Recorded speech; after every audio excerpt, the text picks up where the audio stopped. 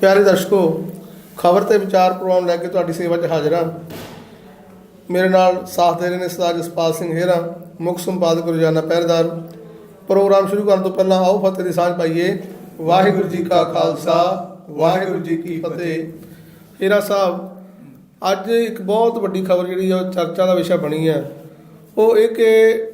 नहरू वालों देश के पहले प्रधानमंत्री पंडित जवाहर लाल नेहरू उन्होंने वालों सुभाष चंद्र बोस के परिवार की लगभग 20 साल तक 2 दहाके जसूसी करवाई गई।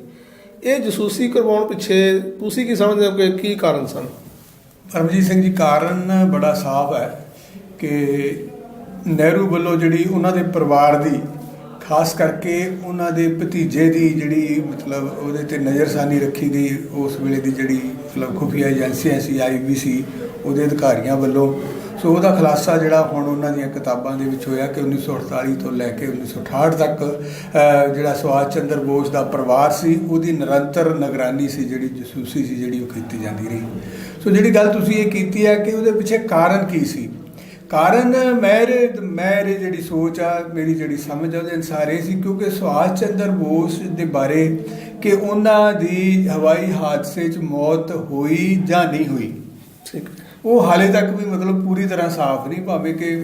बहुता साफ है कि उन्होंने जोड़ा हवाई हादसे उन्होंने मौत हो गई 1945 परंतु हाले तक भी इस गल का कोई सबूत, ठोस सबूत सामने नहीं आया कि उन्होंने मौत आ जी वो हुई। जोड़े 2 जांच कमिशन सरकार ने बिठाए थे उन्होंने चो एक ने तो इस गल प्रवान किया, दूसरे ने यह भी कहा कि कोई हादसा ही नहीं होया। सो ये जी गल इस कारण कि सुभाष चंद्र बोस की मौत बारे नेहरू से जोड़ा वो पूरी तरह उन्होंने कॉन्फिडेंस नहीं सी कि वाकई ये सच है या झूठ है। सो वो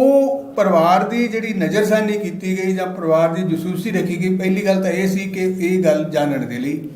दूसरा, क्योंकि सुभाष चंद्र बोस का जोड़ा शख्सियत सी, जोड़ा देशवासियों के प्रति सत्कार सी, उहदे तो नेहरू भी किते ना किते अंदरों अंदरी खौफ खांदा सी।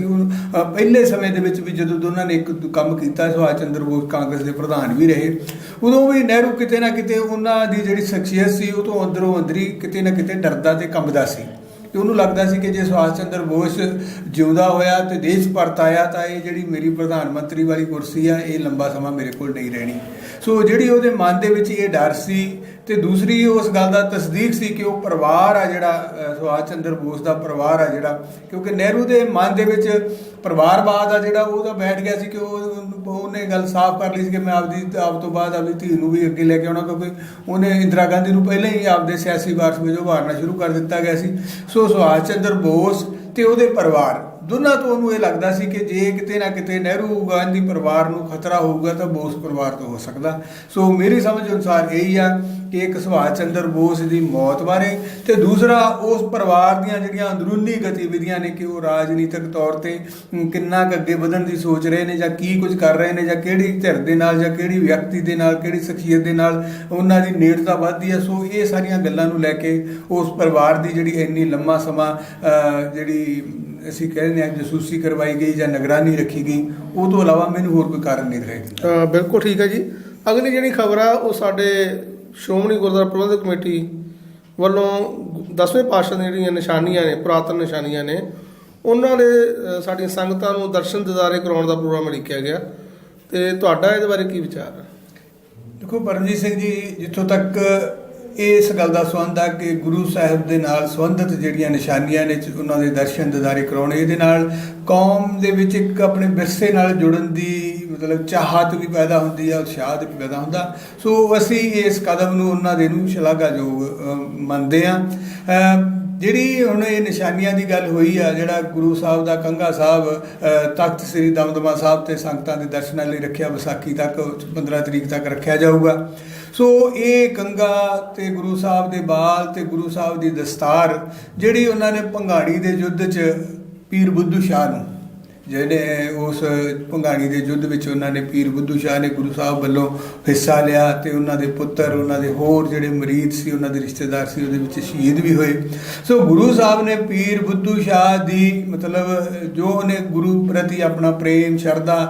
विखाई तो जो कुरबानी दी उस परिवार ने, वो तो खुश होकर गुरु साहब ने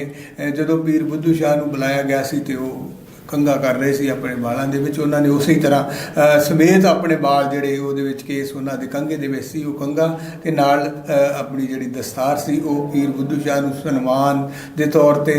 ਜਾਂ ਤੋਹਫੇ ਦੇ ਤੌਰ ਤੇ ਜਾਂ ਨਿਸ਼ਾਨੀ ਦੇ ਤੌਰ ਤੇ ਦਿੱਤੀ ਸੀ। ਇਸੇ ਤਰ੍ਹਾਂ ਉਹਨਾਂ ਨੇ ਭੰਗਾਣੀ ਦੇ ਯੁੱਧ ਵਿੱਚ ਜਿਹੜਾ ਮਹੰਤ ਕਿਰਪਾਲ ਦਾਸ ਸੀ, ਜਿਹਨੇ ਆਪਣੇ ਕੁੱਤਕੇ ਦੇ ਨਾਲ ਉਹ ਹਯਾਤ ਖਾਂ ਦਾ ਸਿਰ ਭੰਨਿਆ ਸੀ ਤੇ ਮਤਲਬ ਉਸ ਜੰਗ ਨੂੰ ਇੱਕ ਨਵਾਂ ਮੋੜ ਦਿੱਤਾ ਸੀ, ਉਹਨੂੰ ਵੀ ਉਹਨਾਂ ਗੁਰੂ ਸਾਹਿਬ ਨੇ ਆਪਣੀ ਜਿਹੜੀ ਇੱਕ ਪੱਗ ਦਾ ਅੱਧਾ ਹਿੱਸਾ ਸੀ ਜਿਹੜਾ ਉਹਨੂੰ ਉਸ ਵੇਲੇ ਮਤਲਬ ਗੁਰੂ ਸਾਹਿਬ ਨੇ ਉਸ ਜੰਗ ਤੋਂ ਬਾਅਦ ਜਿਨ੍ਹਾਂ ਨੇ ਵੀ ਉਸ ਜੰਗ ਦੇ ਵਿੱਚ ਬਹਾਦਰੀ ਕੁਰਬਾਨੀ ਕੀਤੀ ਸਾਰਿਆਂ ਨੂੰ ਸਨਮਾਨਿਤ ਕੀਤਾ ਸੀ। ਸੋ ਇਹ ਜਿਹੜਾ ਕੰਘਾ ਦਮਦਮਾ ਸਾਹਿਬ ਪਹੁੰਚਾਇਆ ਗਿਆ, ਇਹ ਕੰਘਾ ਉਹ ਕੰਘਾ ਜਿਹੜਾ ਗੁਰੂ ਸਾਹਿਬ ਨੇ ਬੁੱਧੂ ਸ਼ਾਹ ਦੇ ਪਰਿਵਾਰ ਨੂੰ ਬੁੱਧੂ ਸ਼ਾਹ ਨੂੰ ਦਿੱਤਾ ਸੀ। ਤੇ ਬੁੱਧੂ ਸ਼ਾਹ ਦੇ ਪਰਿਵਾਰ ਤੋਂ ਅੱਗੇ ਜਿਹੜਾ ਮਹਾਰਾਜਾ ਭਰਪੂਰ ਸਿੰਘ ਸੀ ਨਾਭੇ ਵਾਲੇ, ਇਹਨਾਂ ਨੇ 1763 ਚ ਉਹਨਾਂ ਦੇ ਵਾਰਸਾਂ ਤੋਂ ਵੀ ਬੁੱਧੂ ਸ਼ਾਹ ਦੇ ਵਾਰਸਾਂ ਤੋਂ ਉਹ ਨਿਸ਼ਾਨੀਆਂ ਸੀ ਜਿਹੜੀਆਂ ਗੁਰੂ ਸਾਹਿਬ ਦੀਆਂ ਉਹ ਲੈ ਲਈਆਂ ਸੀ। ਤੇ ਉਹ ਨਿਸ਼ਾਨੀਆਂ ਫਿਰ ਕਿਲ੍ਹਾ ਮੁਬਾਰਕ ਜਿਹੜਾ ਪਟਿਆਲੇ ਵਾਲਾ ਹੈਗਾ ਇੱਥੇ ਰੱਖੀਆਂ ਗਈਆਂ ਤੇ ਉਹ ਤੋਂ ਬਾਅਦ ਇਹ 330 ਸਾਲ ਇਹ ਨਿਸ਼ਾਨੀਆਂ ਇੱਥੇ ਰਹੀਆਂ, ਕਿਉਂਕਿ ਜਿਹੜਾ ਉਸ ਤੋਂ ਬਾਅਦ ਮਹਾਰਾਜਾ ਪ੍ਰਤਾਪ ਸਿੰਘ ਸੀ ਤੇ ਉਹਦੇ ਟਰਸਟ ਨੂੰ ਸੌਂਪਤੀਆਂ ਸੀ ਇਹ। ਤੇ ਮਹਾਰਾਜਾ ਪ੍ਰਤਾਪ ਸਿੰਘ ਦੀ ਮੌਤ ਤੋਂ ਬਾਅਦ ਜਿਹੜੇ ਉਹਨਾਂ ਦਾ ਪੁੱਤਰ ਸੀ ਟਿੱਕਾ ਹਨੂਮੰਤ ਸਿੰਘ, ਸੋ ਉਹ ਇਹਨਾਂ ਨਿਸ਼ਾਨੀਆਂ ਨੂੰ ਆਪਣੇ ਨਾਲ ਦਿੱਲੀ ਜਿਹੜੀ ਉਹਦੀ ਰਿਹਾਇਸ਼ ਸੀ ਉੱਥੇ ਲੈ ਗਿਆ। ਤੇ ਉਹ ਤੋਂ ਬਾਅਦ ਫਿਰ ਇਹ ਮਾਮਲਾ ਜਿਹੜਾ ਹਾਈ ਕੋਰਟ 'ਚ ਗਿਆ ਤੇ ਹਾਈ ਕੋਰਟ ਨੇ ਕਿਹਾ ਕਿ ਇਹ ਜਿਹੜੀਆਂ ਨਿਸ਼ਾਨੀਆਂ ਨੇ ਇਹ ਸੰਗਤਾਂ ਦੇ ਦਰਸ਼ਨਾਂ ਲਈ ਕਿਸੇ ਉਸ ਜਗ੍ਹਾ ਰੱਖੀਆਂ ਜਾਣ ਜਿੱਥੇ ਮਤਲਬ ਖੁੱਲ੍ਹੇ ਸੰਗਤਾਂ ਨੂੰ ਦਰਸ਼ਨ ਦਿਦਾਰੇ ਹੋਣ। ਸੋ ਉਹ ਤੋਂ ਬਾਅਦ ਜਿਹੜਾ ਫੈਸਲਾ ਲੈ ਕੇ ਕਿ ਦੁਆਰਾ ਇਹ ਨਿਸ਼ਾਨੀਆਂ ਸ਼੍ਰੋਮਣੀ ਕਮੇਟੀ ਤੇ ਹੋਰ ਉਸ ਜਿਹੜਾ ਟਰਸਟ ਸੀ ਉਹਨਾਂ ਨੇ ਫੈਸਲਾ ਲੈ ਕੇ ਕਿ ਇਹ ਨਿਸ਼ਾਨੀਆਂ ਨੇ ਜਿਹੜੀਆਂ ਹੁਣ ਅਨੰਦਪੁਰ ਸਾਹਿਬ ਵਿਖੇ ਜਿੱਥੇ ਗੁਰੂ ਸਾਹਿਬ ਦੇ ਹੋਰ ਸ਼ਸਤਰ ਨੇ ਉਹਨਾਂ ਦੇ ਨਾਲ ਹੀ ਇਹ 14 ਨਿਸ਼ਾਨੀਆਂ ਨੇ, ਟੋਟਲ 14 ਨਿਸ਼ਾਨੀਆਂ ਨੇ। ਉਹਨਾਂ ਦੇ ਵਿੱਚੋਂ ਗੁਰੂ ਗੋਬਿੰਦ ਸਿੰਘ ਜੀ ਮਹਾਰਾਜ ਨਾਲ ਸੰਬੰਧਿਤ ਵੀ ਨੇ ਤੇ ਦੂਸਰੇ ਗੁਰੂ ਸਾਹਿਬਾਨ ਨਾਲ ਵੀ। ਸੋ ਹੁਣ ਜਿਹੜਾ ਸ਼੍ਰੋਮਣੀ ਕਮੇਟੀ ਵੱਲੋਂ ਇਹ ਪ੍ਰੋਗਰਾਮ ਉਲੀਕਿਆ ਗਿਆ, ਕੰਘਾ ਹੈ ਜਿਹੜਾ ਇਕੱਲਾ ਉਹ ਤਾਂ ਦਮਦਮਾ ਸਾਹਿਬ ਪਹੁੰਚ ਗਿਆ, ਪਰੰਤੂ ਨਾਲ ਜਿਹੜੇ ਗੁਰੂ ਸਾਹਿਬ ਦੇ ਪਵਿੱਤਰ ਕੇਸ ਜਾਂ ਦਸਤਾਰ ਸੀ ਉਹ ਹਲੇ ਨਹੀਂ, ਉਹ ਉੱਥੇ ਹੀ ਨੇ ਕਿਲ੍ਹਾ ਮੁਬਾਰਕ 'ਚ। ਸੋ ਸ਼੍ਰੋਮਣੀ ਕਮੇਟੀ ਨੇ ਇੱਕ ਮਤਲਬ ਬੱਸ ਜਿਹੜੀ ਤਿਆਰ ਕੀਤੀ ਹੈ, ਇੱਕ ਬਹੁਤ ਕਰੋੜੀ ਬੱਸ 6 ਕਰੋੜ ਦੀ ਲਾਗਤ ਨਾਲ,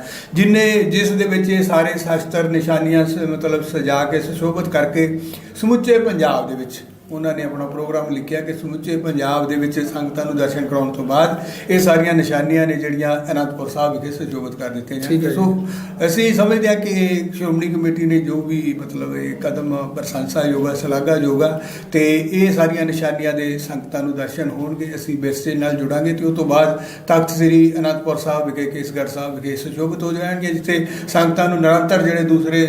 ਸ਼ਾਸਤਰਾਂ ਦੇ ਦਰਸ਼ਨ ਹੁੰਦੇ ਨੇ ਇਹਨਾਂ ਦੇ ਵੀ ਹੋਣਗੇ। ਬਿਲਕੁਲ ਜੀ,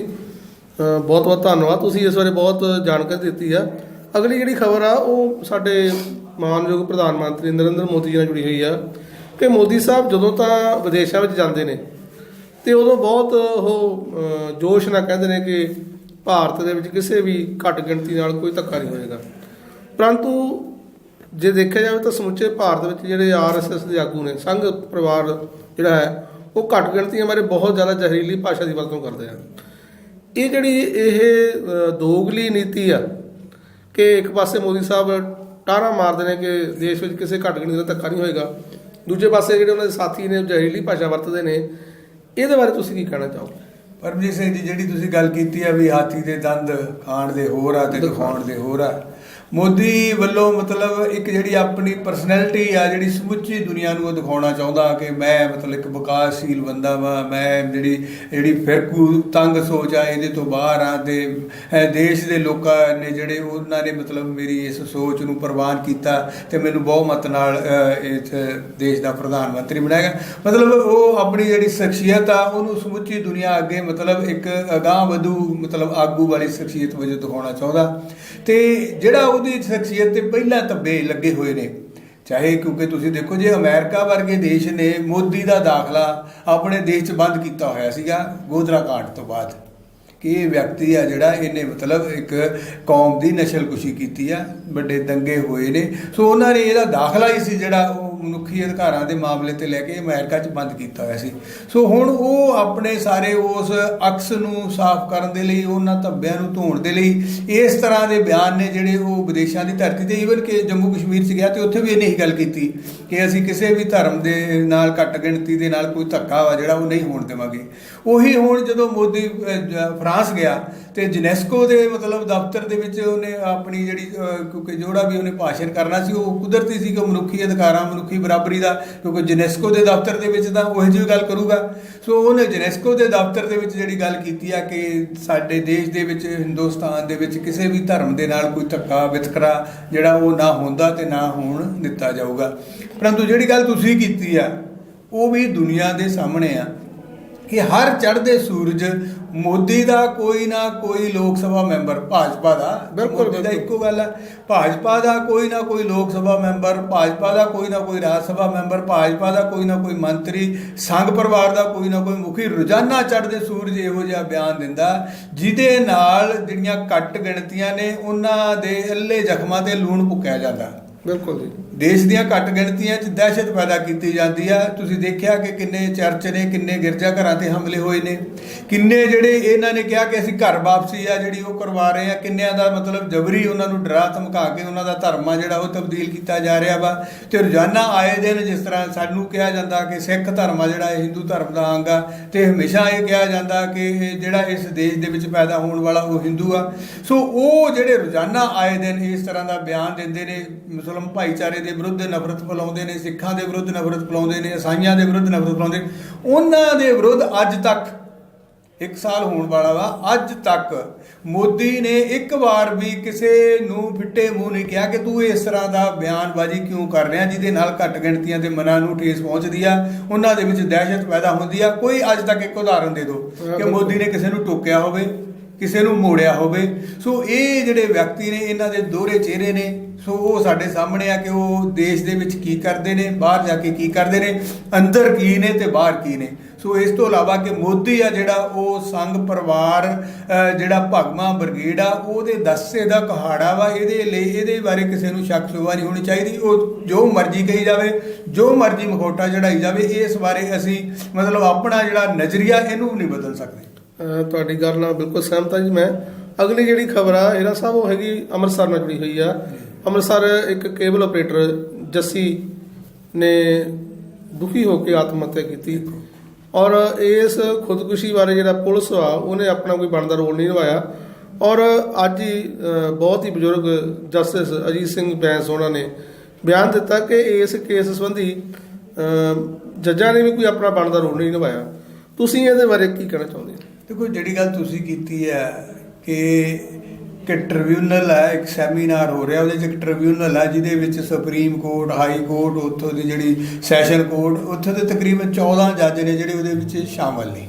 ਉਹਨਾਂ ਦੇ ਸਾਹਮਣੇ ਜਿਹੜੀਆਂ ਸਮੱਸਿਆਵਾਂ ਵਾ ਉਹਨਾਂ ਦਾ ਜ਼ਿਕਰ ਕੀਤਾ ਜਾਂਦਾ। ਇਹ ਜਿਹੜਾ ਜੱਸੀ ਆ ਉਹ ਮਤਲਬ ਆਪਣਾ ਜਿਹੜਾ ਖੁਦਕੁਸ਼ੀ ਨੋਟ ਆ ਉਹ ਜੱਜਾਂ ਦੇ ਸਾਹਮਣੇ ਪੇਸ਼ ਕਰਦਾ, ਉੱਚੀ ਆਵਾਜ਼ 'ਚ ਉਹਨਾਂ ਨੂੰ ਆਪਦਾ ਜਿਹੜਾ ਦੁੱਖ ਆ ਉਹ ਦੱਸਦਾ, ਉਹਨਾਂ ਦੇ ਸਾਹਮਣੇ ਜਿਹੜੀ ਜ਼ਹਿਰੀਲੀ ਚੀਜ਼ ਆ ਉਹ ਪੀਂਦਾ। ਪਰੰਤੂ ਕਿਸੇ ਵੀ ਜੱਜ ਨੇ ਹੁਣ, ਕਿਉਂਕਿ ਇਹ ਤਾਂ ਹੈ ਨਹੀਂ ਕਿ ਜੱਸੀ ਜਿਹੜੀ ਭਾਸ਼ਾ ਬੋਲੀ ਉਹ ਕਿਸੇ ਜੱਜ ਨੂੰ ਸਮਝ ਨਹੀਂ ਆਈ,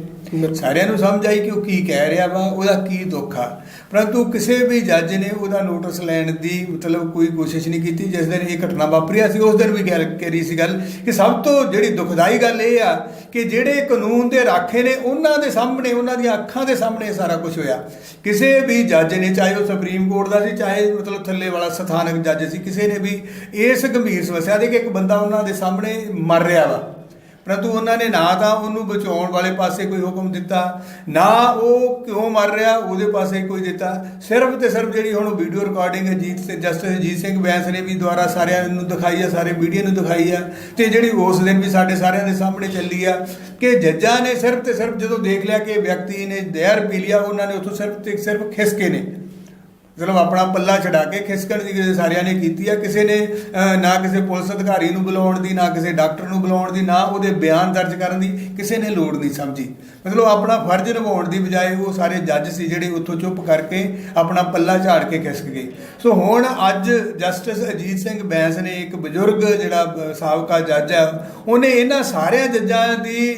ਆਤਮਾ ਨੂੰ ਝੰਜੋੜਨ ਦੇ ਲਈ ਇਹਨਾਂ ਦੀ ਜਿਹੜੀ ਸੁੱਤੀ ਜ਼ਮੀਰ ਹੈ ਉਹਨੂੰ ਜਗਾਉਣ ਦੇ ਲਈ ਕਿ ਤੁਹਾਡੇ ਸਾਹਮਣੇ ਏਡਾ ਵੱਡਾ ਕਹਿਰ ਹੋਇਆ ਵਾ, ਤੁਹਾਡੇ ਸਾਹਮਣੇ ਏਡਾ ਵੱਡਾ ਗੁਨਾਹ ਹੋਇਆ, ਤੁਸੀਂ ਚੁੱਪਚਾਪ ਆਪਣਾ ਮੂੰਹ ਅੱਖਾਂ ਕੰਨ ਕਿਵੇਂ ਬੰਦ ਰੱਖ ਸਕਦੇ ਹੋ? ਬਿਲਕੁਲ ਜੀ, ਬਹੁਤ ਵੱਡੀ ਗੱਲ ਕੀਤੀ ਹੈ ਬੈਂਸ ਸਾਹਿਬ ਨੇ। ਇਹ ਘੱਟੋ ਘੱਟ ਉਹ ਕਹਿੰਦਾ ਤੁਸੀਂ ਹੋਰ ਨਹੀਂ ਤਾਂ ਘੱਟੋ ਘੱਟ ਆਪਣੇ ਆਪ ਨੂੰ ਬਤੌਰ ਚਸ਼ਮਦੀਦ ਗਵਾਹ ਦਾ ਪੇਸ਼ ਕਰੋ ਵੀ ਸਾਡੀਆਂ ਅੱਖਾਂ ਦੇ ਸਾਹਮਣੇ ਆ ਕੁਝ ਹੋਇਆ। ਬਿਲਕੁਲ ਜੀ, ਬਿਲਕੁਲ। ਤੇ ਉਹ ਜਿਹੜੀ ਮੈਂ ਸਮਝਦਾ ਕਿ ਜਿਹੜੀ ਉਹਨਾਂ ਨੇ ਇਹ ਚਿੱਠੀ ਲਿਖੀ ਆ 3 ਸਫ਼ਿਆਂ ਦੀ, ਉਹਨਾਂ ਇਹਨਾਂ ਸਾਰੇ ਜੱਜਾਂ ਨੂੰ ਲਿਖੀ ਆ ਤੇ ਉੱਪਰਲੇ ਵੀ ਜਿਹੜੇ ਇਸ ਵੇਲੇ ਸੁਪਰੀਮ ਕੋਰਟ ਦੇ ਨੇ ਉਹਨਾਂ ਨੂੰ ਵੀ ਲਿਖੀ ਆ। ਸੋ ਇਹ ਜੇ ਮਤਲਬ ਦੇਸ਼ ਦੀ ਜੁਡੀਸ਼ਰੀ ਆਪਣਾ ਭਰੋਸਾ ਵਾ ਜਿਹੜਾ ਉਹ ਦੇਸ਼ ਦੇ ਲੋਕਾਂ 'ਚ ਬਣਾਈ ਰੱਖਣਾ ਚਾਹੁੰਦੀ ਆ, ਤਾਂ ਇਹ ਜਿਹੜਾ ਮਤਲਬ ਵੱਡਾ ਧੱਬਾ ਲੱਗਿਆ ਉਹਦੇ 'ਤੇ ਕਿ ਆਖਰ ਕਿਉਂ, ਉਹਦਾ ਜਵਾਬ ਆ ਜਿਹੜਾ ਉਹਨੂੰ ਜ਼ਰੂਰ ਦੇਣਾ ਪਊਗਾ। ਮੈਂ ਸਮਝਦਾ ਕਿ ਜਸਟਿਸ ਅਜੀਤ ਸਿੰਘ ਨੇ, ਕਿਉਂਕਿ ਹੁਣ ਇੰਨੇ ਦਿਨ ਵਾਪਰ ਗਏ ਸੀ, ਕਿਸੇ ਨੇ ਹੌਸਲਾ ਨਹੀਂ ਸੀ ਕੀਤਾ, ਕਿਉਂਕਿ ਜੱਜਾਂ ਦਾ ਜਿਹੜਾ ਰੋਲ ਆ, ਅਸੀਂ ਪਹਿਲੇ ਦਿਨ ਜ਼ਰੂਰ ਇਹ ਗੱਲ ਕੀਤੀ, ਜੱਜਾਂ ਦਾ ਜਿਹੜਾ ਇਹ ਰੋਲ ਆ, ਐਡਾ ਘਟੀਆ ਰੋਲ ਆ, ਜਿਹੜਾ ਮਤਲਬ ਗੈਰ ਮਨੁੱਖੀ ਰੋਲ ਆ, ਉਹਦੇ ਬਾਰੇ ਅੱਜ ਤੱਕ ਕਿਸੇ ਨੇ ਚਰਚਾ ਨਹੀਂ ਸੀ ਕੀਤੀ। ਜੋ ਜਸਟਿਸ ਅਜੀਤ ਸਿੰਘ ਬੈਂਸ ਨੇ ਮੀਡੀਆ ਨੂੰ ਬੁਲਾ ਕੇ ਤੇ ਇਹਨਾਂ ਜੱਜਾਂ ਸਾਰਿਆਂ ਜੱਜਾਂ ਨੂੰ ਚਿੱਠੀਆਂ ਲਿਖ ਕੇ, ਮੈਂ ਸਮਝਦਾ ਕਿ ਇੱਕ ਜਿਹੜਾ ਬਹੁਤ ਵੱਡਾ ਮੁੱਦਾ ਵਾ ਉਹ ਸਾਡੇ ਸਾਹਮਣੇ ਲਿਆਂਦਾ। ਹੁਣ ਇਹ ਜੁਡੀਸ਼ਰੀ ਜਿਹੜੀ ਕਟਹਿਰੇ 'ਚ ਖੜੀ ਹੋ ਗਈ ਆ, ਇਹਦੇ ਬਾਰੇ ਆਪਣਾ ਕਿਹੜਾ ਪੱਖ ਰੱਖਦੀ ਆ, ਆਪਣਾ ਬਚਾਅ ਕਿਵੇਂ ਕਰਦੀ ਆ, ਇਹ ਆਉਣ ਵਾਲੀ ਸਮੇਂ ਬਾਕੀ ਬੈਂਸ ਸਾਹਿਬ ਨੇ ਜੱਜਾਂ ਨੂੰ ਇੱਕ ਸ਼ੀਸ਼ਾ ਦਿਖਾਇਆ ਤੇ ਕਦੀ ਹਲੂਣਾ ਵੀ ਦਿੱਤਾ ਉਹਨਾਂ ਨੂੰ। ਇਹਨਾਂ ਸਾਹਿਬ ਅੱਜ ਦੇ ਇਤਿਹਾਸ ਬਾਰੇ ਸਾਡੇ ਦਰਸ਼ਕਾਂ ਨੂੰ ਕੋਈ ਜਾਣਕਾਰੀ ਦਿਓ। ਪਰਮਜੀਤ ਸਿੰਘ ਜੀ, ਜਿਹੜੀ ਅੱਜ ਦੇ ਇਤਿਹਾਸ ਦੀ ਅਸੀਂ ਗੱਲ ਕਰਦੇ ਹਾਂ ਤਾਂ ਇਹਦੇ ਵਿੱਚ ਇੱਕ ਤਾਂ ਪੰਡਿਤ ਜਵਾਹਰ ਲਾਲ ਨਹਿਰੂ ਤੇ ਮਾਸਟਰ ਤਾਰਾ ਸਿੰਘ ਦੇ ਵਿੱਚ ਇੱਕ ਸਮਝੌਤਾ ਹੋਇਆ ਸੀ, ਜਿਹਨੂੰ ਨਹਿਰੂ ਤਾਰਾ ਸਿੰਘ ਐਕਟ ਆਖਿਆ ਜਾਂਦਾ, ਕਿ ਸ਼੍ਰੋਮਣੀ ਗੁਰਦੁਆਰਾ ਪ੍ਰਬੰਧਕ ਕਮੇਟੀ ਦੇ ਲਈ ਜਿਹੜੀ ਉਸ ਵੇਲੇ ਦੀ ਸਰਕਾਰ ਸੀ, ਜਿਹਦਾ ਮਤਲਬ ਉਸ ਵੇਲੇ ਨਹਿਰੂ ਪ੍ਰਧਾਨ ਮੰਤਰੀ ਸੀ,